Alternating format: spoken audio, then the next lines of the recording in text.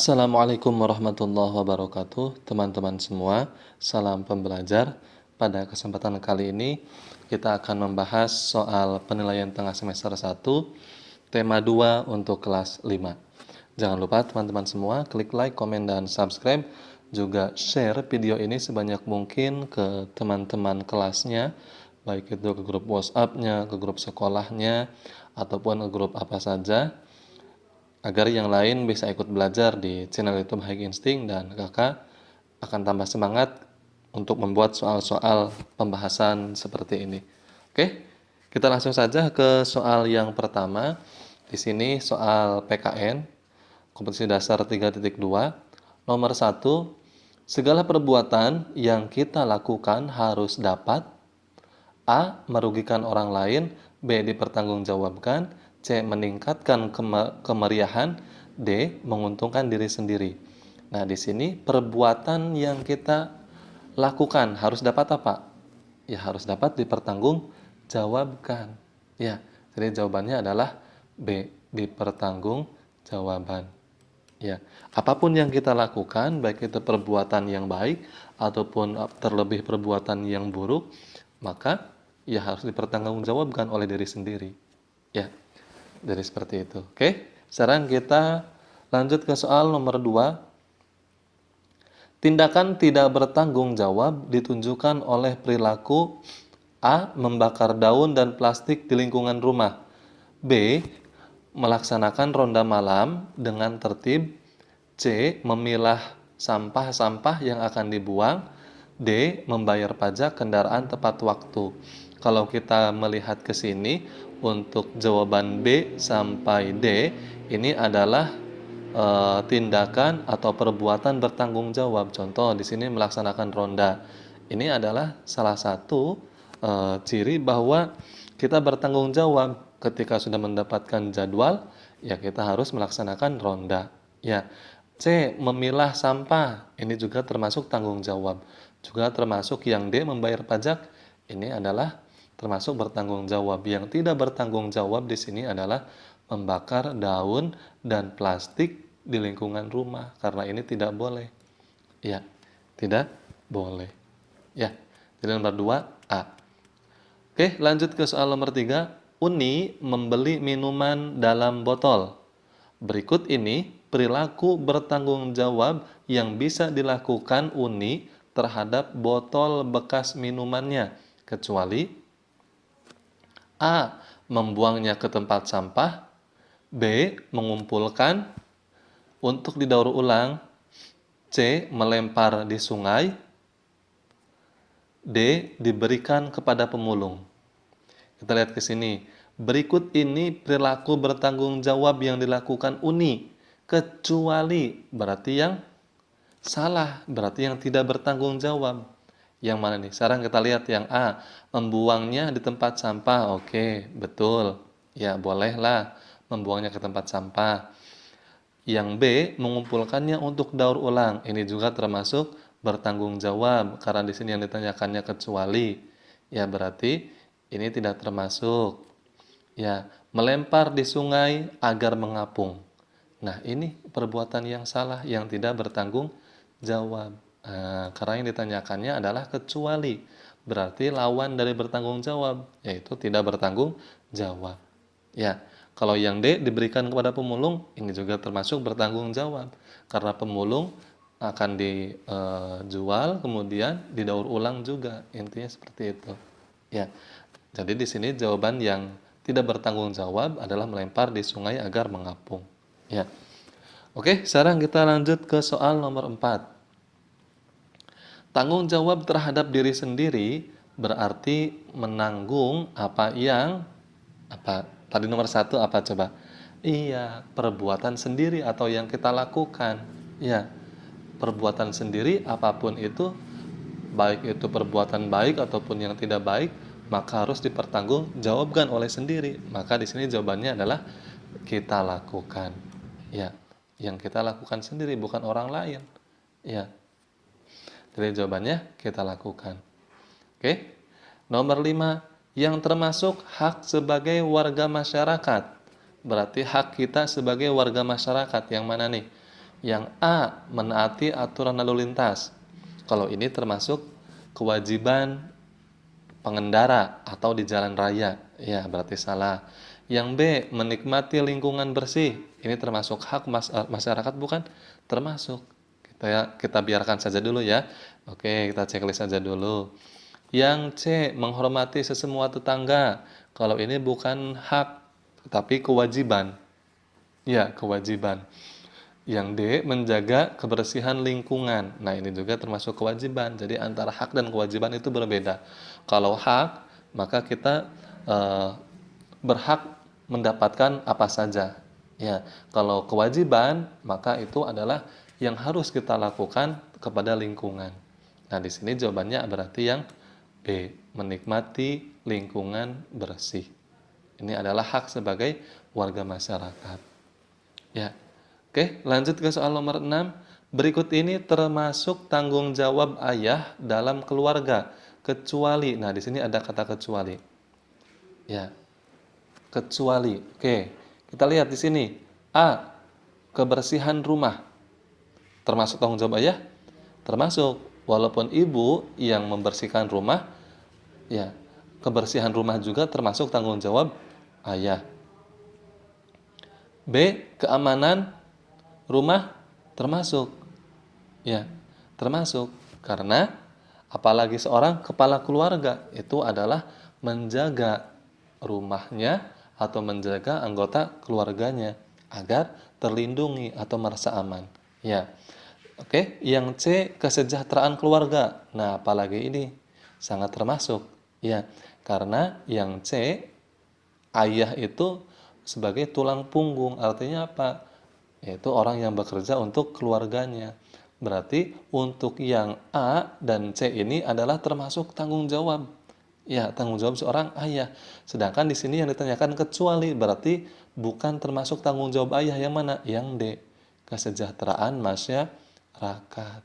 Nah, kalau ini bukan tanggung jawab ayah, ya kesejahteraan masyarakat. Ya. Nah, oke. Sekarang kita lanjut ke soal berikutnya nomor 7. Pendapat yang disampaikan dalam musyawarah harus, nah, ketika kita rapat, musyawarah itu artinya rapat, ya. Ketika kita rapat atau diskusi, misalkan di kelas ada diskusi, maka pendapat yang kita sampaikan harus apa? Harus logis. Logis itu apa sih, Pak? Logis itu masuk akal.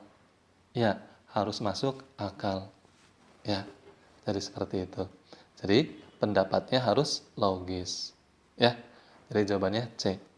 Oke, sekarang kita lanjut ke soal berikutnya nomor 8. Tanggung jawab terhadap bangsa dan negara ditunjukkan oleh perilaku. Nah, kita lihat ke sini. Tanggung jawab terhadap bangsa dan negara. Nah, kita lihat yang A. Ayah Ale bekerja keras untuk menafkahi keluarganya. Kalau ini bukan untuk bangsa dan negara, tetapi untuk keluarga. Berarti yang A salah.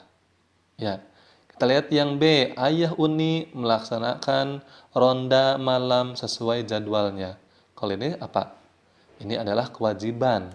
Ya, kewajiban atau tanggung jawab terhadap masyarakat. Ya, terhadap tugas di masyarakat. Oke, sekarang kita lihat yang C. Tim nasional bulu tangkis berjuang untuk memenangkan pertandingan. Nah, ini termasuk, ya, termasuk. Contoh, kemarin, ya, ada pertandingan bulu tangkis rame, ya, di Cina, di Tiongkok, atau di mana, itu di Vietnam. Kemarin itu, ya, ada yang menang, juara 1. Nah, itu adalah untuk tanggung jawab terhadap bangsa dan negara. Ya, kita lihat dulu yang D. Dondo dan keluarga aktif ke gereja untuk beribadah. Kalau ini bukan. Ya, kalau yang D bukan. Ini adalah tanggung jawab kepada Tuhan yang Maha Esa. Ya, jadi jawabannya yang tepat adalah yang C. Tim nasional bulu tangkis berjuang untuk kemenangan atau memenangkan pertandingan. Jadi jawabannya C ya. Oke, sekarang kita lanjut ke soal berikutnya nomor 9. Nomor 9. Sejumlah manusia dalam arti seluas-luasnya dan terikat oleh suatu kebudayaan yang mereka anggap sama. Merupakan pengertian dari apa? Kita lihat ke sini nih. Sejumlah manusia dalam arti seluas-luasnya terikat oleh suatu kebudayaan. Nah, ya. Artinya apa ini? Keluarga. Kalau keluarga itu lingkungannya hanya satu rumah. Kalau sekolah, lingkungannya apa? Ya hanya dalam satu sekolah. Maka jawabannya adalah masyarakat. Karena di sini sejumlah manusia dalam arti seluas-luasnya terikat oleh suatu kebudayaan. Maka yang berhubungan dengan kebudayaannya masyarakat. Ya, memiliki arti luas. Jadi jawabannya adalah C. Ya. Oke, kita lanjut ke soal nomor 10. Anak dapat ikut bertanggung jawab atas kesejahteraan keluarga dengan cara membantu orang tua. Anak boleh membantu pekerjaan orang tua dengan syarat berikut, kecuali. Nah, ya, kita lihat ke sini. A. Membantu sesuai kemampuan. Nah, ini adalah benar. Sedangkan yang ditanyakan adalah jawaban yang tidak benarnya, syarat yang tidak benarnya. Ya, boleh anak itu bekerja, ya bekerja dengan kemampuannya. Ya, tetapi yang ditanyakan adalah kecuali, berarti yang salah. B. Kegiatan belajar tidak terganggu. Nah, ini juga termasuk benar. Ya, termasuk benar. Syaratnya ketika anak itu ingin bekerja membantu orang tuanya, kegiatan sekolahnya, kegiatan belajarnya jangan sampai terganggu. Ya. Oke, kita lihat yang C. Tetap memiliki waktu bermain. Oke, ini juga termasuk ke dalam syaratnya. Berarti bukan kecuali ya. Yang A sampai C ini adalah termasuk syaratnya. Berarti jawaban yang lebih tepatnya yang bukan syarat itu adalah ini. Bekerja pada jam sekolah. Ya salah. Ketika anak tersebut ingin bekerja membantu orang tuanya, atau misalkan orang tuanya tidak ada, ayahnya udah meninggal, maka ketika ingin bekerja sang anak tersebut jangan sampai mengganggu kegiatan sekolah, jangan sampai mengganggu kegiatan belajar. Maka jawaban yang tepat karena di sini kecuali adalah bekerja pada jam sekolah. Ya. Oke, sekarang kita lanjut ke soal berikutnya, nomor 11. Perhatikan paragraf berikut. Perilaku boros dalam mengkonsumsi listrik harus diakhiri.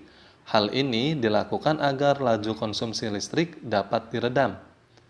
Sebab melonjaknya harga energi di pasar global telah membengkakkan subsidi listrik yang harus disediakan negara. Pemborosan listrik termasuk perilaku tidak terpuji.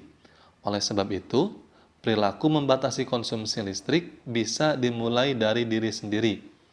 Informasi penting dari paragraf tersebut adalah, nah kalau kita melihat di sini adalah tentang konsumsi listrik. Ya, konsumsi listrik yang bagaimana? Konsumsi listrik yang harus dibatasi karena adanya lonjakan atau membengkak. Ya, maka harus dibatasi. Berarti yang mana nih? Yang tepat? Yang A. Konsumsi listrik harus dibatasi agar tidak terjadi lonjakan harga energi di pasar. Ya. Jadi jawabannya yang A. Oke. Kita lanjut ke soal berikutnya, nomor 12. Ini sudah masuk bahasa Indonesia ya. Kita lihat di sini, teks ini digunakan untuk menjawab 3 soal, 12, 13, 14. Oke. Kita baca dulu bacaannya ya, teksnya. Aktivitas bernapas pada manusia. Setiap waktu manusia melakukan aktivitas bernapas. Bernapas adalah kegiatan menghirup oksigen dan mengeluarkan karbon dioksida dari dalam tubuh. Bernapas membutuhkan kekuatan otot. Otot pernapasan yang utama adalah diafragma. Diafragma memiliki bentuk seperti kubah yang terdapat di dalam tubuh manusia. Diafragma terdapat di bagian bawah rongga dada. Diafragma akan berkontraksi menjadi datar jika kita menghirup udara. Paru-paru akan membesar untuk menampung udara. Hal ini disebabkan oleh otot-otot tulang rusuk yang mengangkat tulang rusuk. Sebaliknya, Otot diafragma akan relaksasi jika kita membuang napas. Otot tulang rusuk juga akan mengendur sehingga paru-paru mengecil ke ukuran semula. Jadi di sini tentang pernapasan pada manusia ya. Oke, sekarang kita baca soal nomor 12. Informasi yang terdapat pada teks adalah, kita lihat yang A. Diafragma terletak di bagian bawah rongga dada. Betul atau salah? Betul. Nih, ada ya.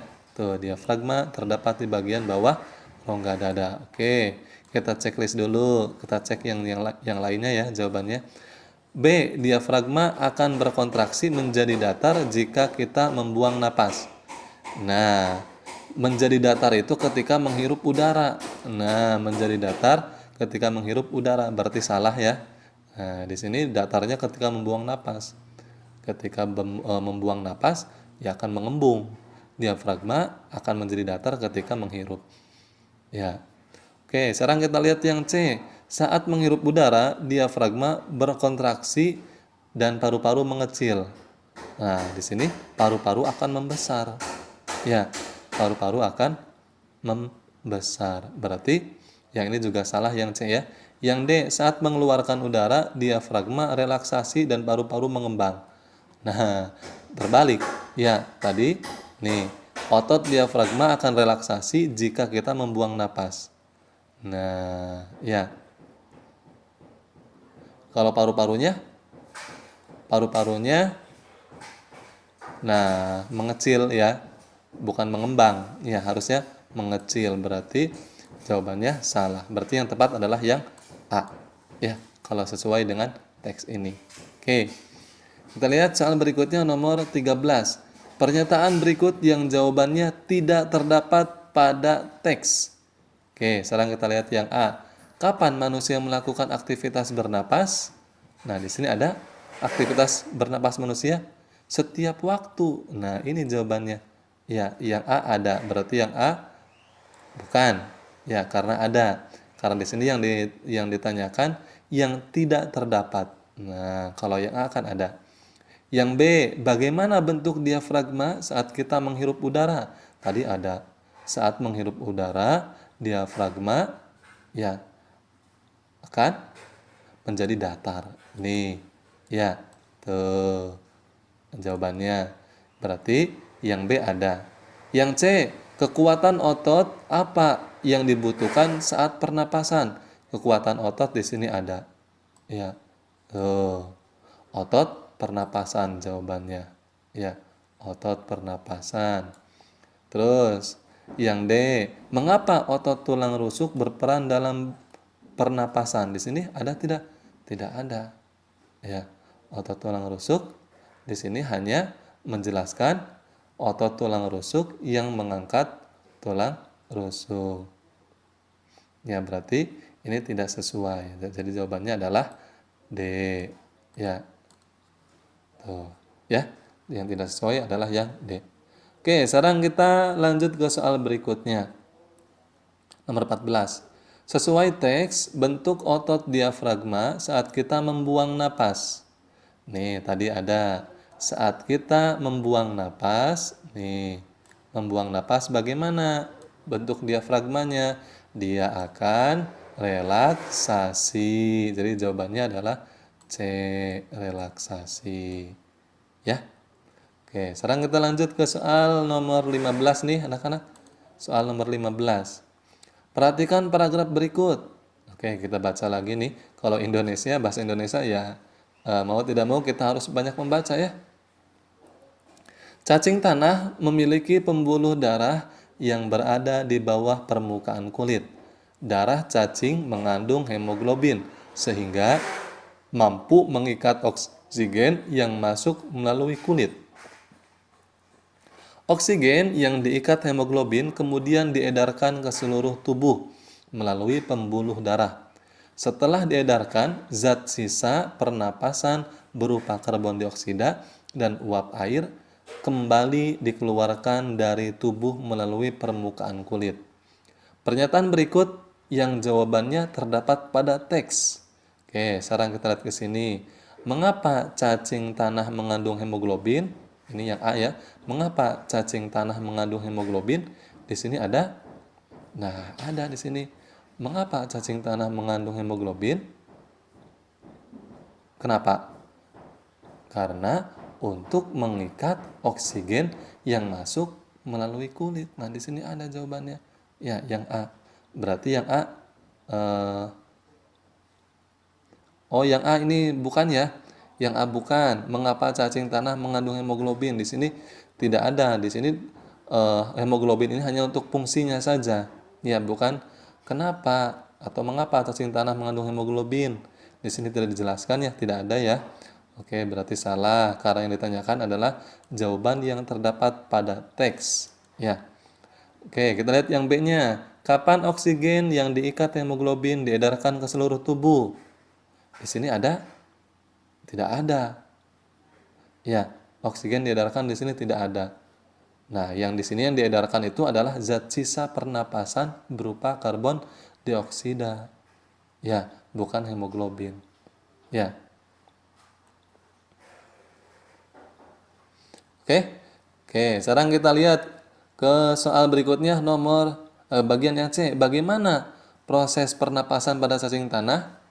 Nah, ini adalah proses pernapasannya itu, ya ini sudah dijelaskan. Ya, melalui kulit, masuk melalui kulit, kemudian oksigen tersebut diikat hemoglobin dan diedarkan ke seluruh tubuh.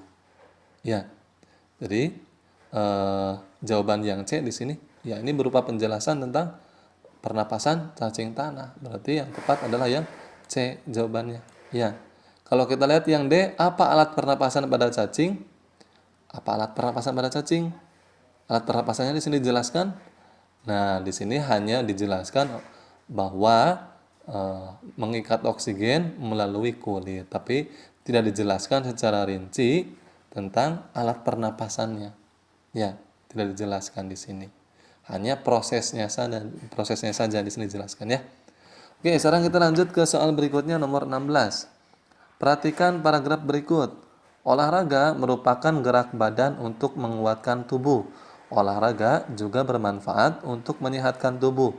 Jika setiap hari kita berolahraga, tubuh pun menjadi sehat dan kuat. Tubuh sehat akan membuat daya tahan tubuh menjadi kuat. Dampaknya, bibit penyakit pun sulit masuk ke dalam tubuh. Oke, kita lihat pertanyaannya. Pernyataan berikut yang tidak sesuai. Oke, yang tidak sesuai dengan isi paragraf tersebut.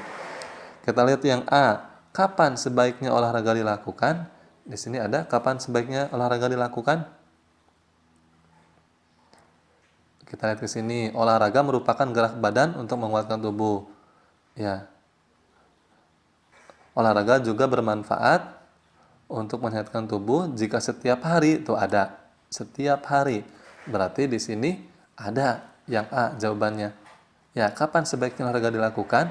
Sebaiknya setiap hari. Ya, kita lihat yang B. Mengapa kita harus melakukan olahraga setiap hari? Karena bermanfaat menyehatkan tubuh. Ya, menjadi sehat dan kuat. Berarti ada jawabannya yang B. Nah, berarti ini sesuai. Yang ditanyakan adalah yang tidak sesuai. Kita lihat yang C. Apa manfaat melakukan olahraga? Ya, sudah jelas di sini manfaatnya tadi untuk menyehatkan tubuh. Juga bibit penyakit sulit masuk ke dalam tubuh.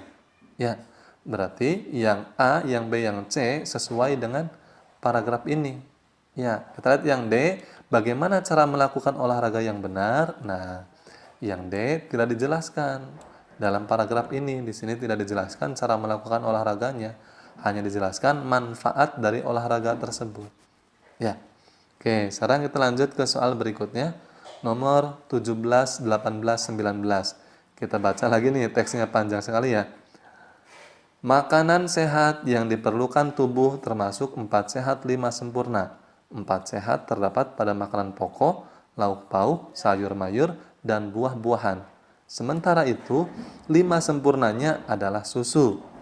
Kelima jenis makanan tersebut mengandung zat-zat gizi yang diperlukan tubuh yang disebut nutrisi.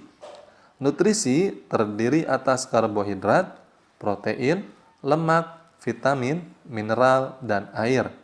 Menurut fungsinya, kandungan gizi dikelompokkan menjadi 3 kelompok, yaitu zat tenaga, zat pembangun, dan zat pengatur. Zat tenaga terdiri dari karbohidrat dan lemak. Zat pembangun terdiri dari protein dan mineral. Sementara itu, zat pengatur terdiri dari mineral, vitamin, dan air. Selain makanan yang mengandung berbagai gizi, tubuh kita juga membutuhkan air. Air berguna untuk membangun darah, membawa oksigen, dan sari-sari makanan ke seluruh tubuh. Air juga berguna untuk membuang kotoran dan racun dari dalam tubuh melalui urin dan keringat. Urin itu air kencing ya, melalui urin dan keringat. Tubuh kita memerlukan 8 sampai 10 gelas setiap hari. Kita juga bisa meminum jus, buah atau susu agar minum air lebih menyenangkan. Oke, ini ada 2 paragraf ya, lumayan panjang. Oke, sekarang kita lihat soal nomor 17. Apa saja yang termasuk 4 sehat 5 sempurna pada teks tersebut? Yang mana nih? Kalau kita melihat ke sini kan 4 sehat 5 sempurna itu ada ini nih. Ya, makanan pokok, lauk pauk, sayur mayur, dan buah-buahan. Juga susu.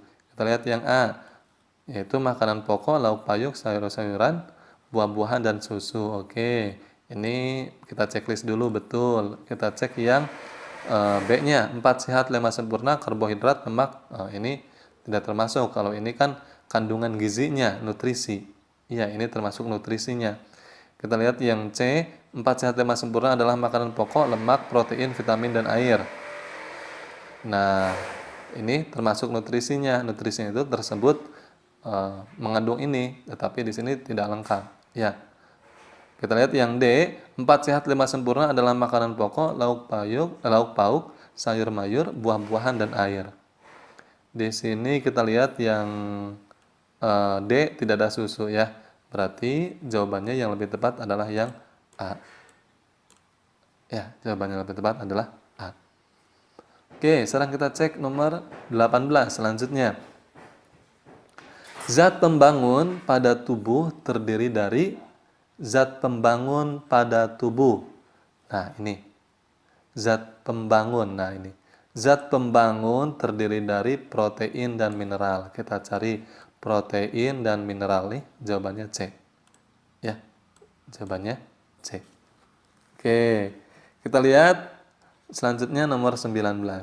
Pada teks tersebut, karbohidrat dan lemak termasuk ke dalam golongan karbohidrat dan lemak. Termasuk kemana nih? Nah, ini nih, zat tenaga terdiri dari karbohidrat dan lemak. Berarti termasuk ke dalam zat tenaga. D jawabannya. Ya. Oke, jadi ketika ada soal-soal seperti ini, nanti silakan teman-teman tinggal dibaca secara teliti. Ada jawabannya pada teks tersebut. Ya. Oke, sekarang kita lanjut ke soal berikutnya nomor 20. Nah, pada teks tersebut karbohidrat dan lemak termasuk ke dalam golongan apa? Tadi itu karbohidrat dan lemak ya, tenaga juga ya. Ya sudah ada tadi sama soalnya dengan nomor 19. Tidak apa-apa ya. Jadi jawabannya D, zat tenaga. Oke, sekarang kita masuk ke soal SBDP nih. Soal SBDP ya. Nomor 21, perhatikan gambar berikut. Komik pada gambar di atas bersifat apa nih? Oke, sekarang kita lihat nih komiknya. Ini kalau kita melihat ekspresinya saja kan sudah lucu nih ya. Sudah lucu. Berarti kalau lucu itu bagaimana? Menghibur. Ya, jadi kita bisa melihat dari ekspresinya saja ini sudah ketawa. Hahaha, ngakak, ada-ada saja. Ya, lagi ngapain? Tuh. Ya, jadi sudah ini adalah komik berisi tentang atau bersifat menghibur. Ya. Oke, sekarang kita lanjut ke soal berikutnya nomor 22. Perhatikan gambar cerita berikut. Gambar bercerita tersebut bertema apa?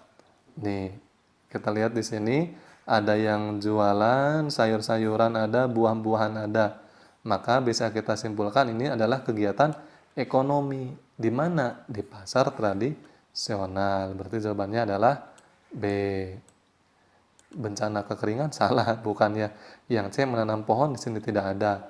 D, lingkunganku hijau dan sehat, ini bukan tentang lingkungan, tetapi tentang kegiatan jual beli atau kegiatan ekonomi pasar tradisional. Ya, jawabannya B. Oke, sekarang kita lanjut ke soal nomor 23, teman-teman.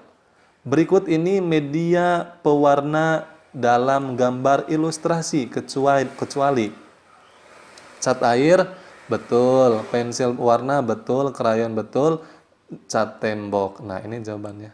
Cat tembok. Karena di sini adalah kecuali. Ya, cat tembok ya digunakan untuk mengecat tembok. Ya.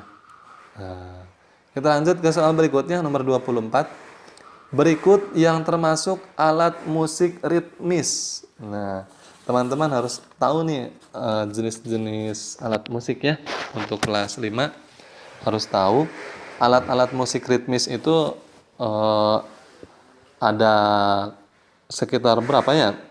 Banyak sih, ada tamborin, ada bass, ada gong, ada bongo, ada timpani. Ya, itu adalah termasuk alat-alat musik ritmis. Maka yang tadi disebutkan yang mana nih? Iya, betul, tamborin. Ya. Tamborin, bass, gong, bongo, timpani. Nah, itu adalah termasuk ke dalam alat musik ritmis. Ya. Oke, sekarang kita lanjut ke soal berikutnya nomor 25 nih. Nomor terakhir ya, nggak ada lagi? Iya, nomor terakhir. Lagu Syukur merupakan contoh lagu bertangga nada A mayor, B minor, C pentatonis, D dramatis. Kalau kita melihat lagu Syukur, ya tahu lagu Syukur ya anak-anak ya? Itu haru ya, sedih atau tidak semangat. Maka karena bersifat haru, sedih, tidak semangat, lagu Syukur ini bertangga nada minor. Ya, jawabannya B. Oke, ini sudah berapa menit ini? 30 menit lebih ya. Mudah-mudahan bermanfaat buat teman-teman semua yang akan menghadapi PTS, penilaian tengah semester. Jangan lupa klik komen, like, kemudian di subscribe dan di share juga video ini sebanyak-banyaknya ke grup kelasnya, grup WhatsApp sekolahnya, grup WhatsApp kelasnya, grup Facebook ataupun grup apa saja, agar yang lain ikut belajar di channel YouTube High Instinct. Dan kakak juga akan tambah semangat ketika teman-teman semua menge-share video ini sebanyak-banyaknya. Mudah-mudahan bermanfaat dan mudah-mudahan nilainya bagus-bagus semua ya. Amin ya rabbal alamin. Salam pembelajar. Assalamualaikum warahmatullahi wabarakatuh.